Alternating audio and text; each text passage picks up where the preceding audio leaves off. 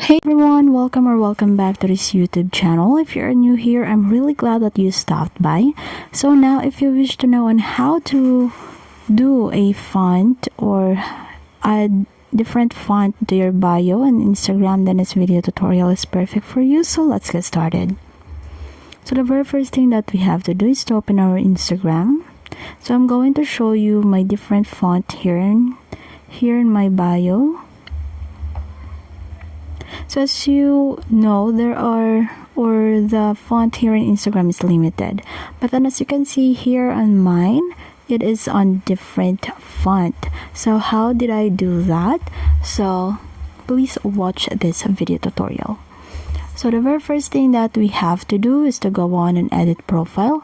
So if you already have your bio in here, then you just have to copy that.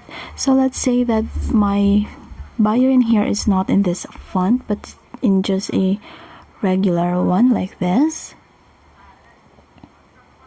So let me just do this one real quick, then add the flag. So what I'm going to do is just to select this one and I'm going to copy. So the next thing that we have to do, so let's leave Instagram for now and let's go to Google. And let's search for font generator. This one. So just go in and type font generator. So we have here this first website. So just click that. So let's wait for a while as it loads. So now in here, what we have to do is to add the text that we copied earlier. So let's go and paste that. So now it will just load.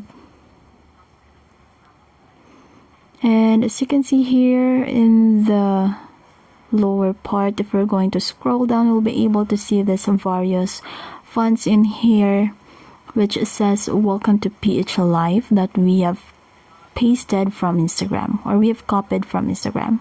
So I want this one. So after clicking that, it will be automatically copied, but just to make sure, let's go on and copy.